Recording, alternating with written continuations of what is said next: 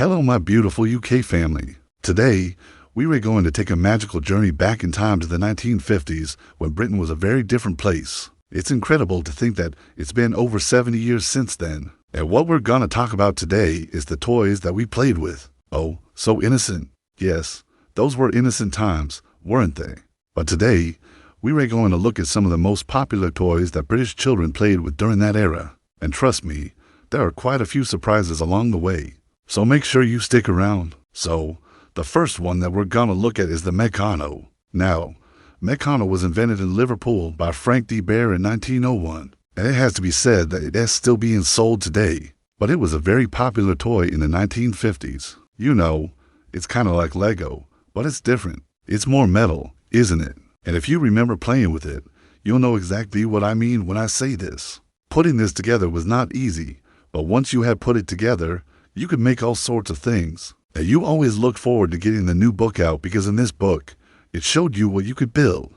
And it was a case of trying to follow what was in the book to make these things. Because every piece was labeled, wasn't it? It's like a puzzle. And you have to go, you know, piece no. 3 goes here, piece no. 4 goes there. Yes, it was great. And moving on, we have Trying. Now, Trying was a brand name used by Lines Brothers, and it covered many model lines, including trains, buses, cars, and trucks, ships, planes, and even dolls. The company was founded in London in 1919, and it was famous for producing die-cast vehicles, boats, and aircraft and model kits. And yes, in the 1950s, they were massive sellers. As a matter of fact, you could collect them. They came out with different vehicles, buses, everything like that, and you could collect them all. Moving on now to Hornby. And Hornby, again, another iconic brand that started right back in 1901. They specialized in model trains, model railways, that sort of stuff. And it was a huge seller, especially in the 1950s. You know, every young boy wanted a train set. And we're talking about electric trains, steam trains, you name it. And Hornby produced it. And a lot of people collected Hornby trains, model trains. And a lot of people still have them today. Next up, we have a game called Ludo. Now, Ludo is an ancient game, but it became hugely popular in the 1950s. And the idea of the game is simple. Each player chooses a token and places it on one of their designated starting spaces. The aim of the game is to be the first player to move all of their tokens around the board and into their home row.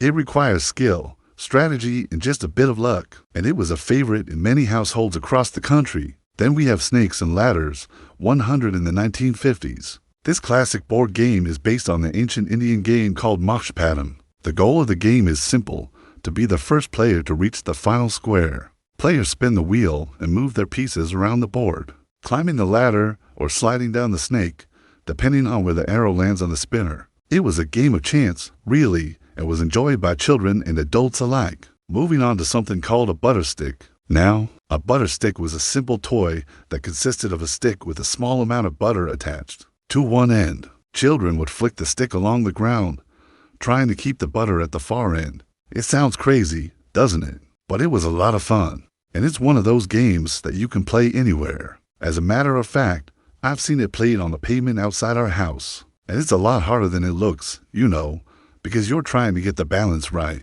And when the butter sort of goes flying off, well, then you have to pick it up and start all over again. But it was an inexpensive toy, certainly. Moving on, we have skipping ropes. Now, skipping ropes were a popular toy in the 1950s, made from a length of rope with a handle at each end. Children would jump rope while reciting rhymes, and this was a great way to burn off energy. And it was a very popular game, and most of the time, you could play it anywhere, just like the butter stick. You could go out in the street.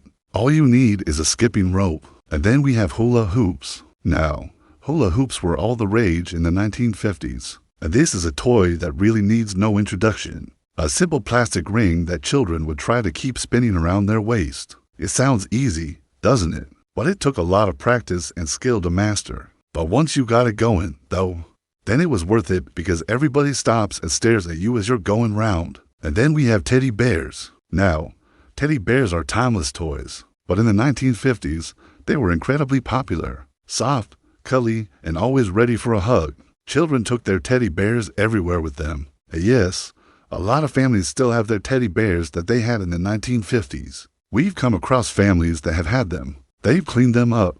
They put them away in the loft, and they've brought them back out again. And it's amazing to see these old teddy bears. Some of them are really, really big. And speaking of soft toys, we have something called rag dolls. Now, rag dolls were not only affordable, but incredibly cute. And these were made from scraps of material. Well, a lot of families couldn't afford to buy the store-bought dolls, so they made their own. And it didn't stop them from being loved just as much as any other doll. Then we have something called a slinky. Now, the slinky was a spring-like toy that could be stretched and twisted into different shapes. It might not sound exciting, but kids absolutely loved it back in the 50s. And finally, we have the penny farthing. Now, the penny farthing was a type of bicycle that was popular in the 1800s, but it made a brief comeback in the 1950s. Known for its large front wheel and small back wheel, it may not have been practical, but it certainly looked cool. So there we have it. Just a few of the most popular toys that British children played with in the 1950s. Can you remember any others? Did you play with any of these toys? Perhaps you had a favorite toy that you would like to show us. Please feel free to contact us and let us know. Or better yet, why not share your memories and photos with us in the comments section below? We would love to hear from you, and who knows, you might even inspire someone else to share their own memories. If you're enjoying the nostalgia and the memories that we're sharing here on this channel, please don't forget to hit the like button. And if you haven't already done so, please consider subscribing. By doing so, you'll be showing us your support, which we truly appreciate. And please also share this video with your friends and family. You never know who you might reach. And together, we can keep these wonderful memories alive. Thank you so much for joining us on this trip down memory lane. Until next time, goodbye.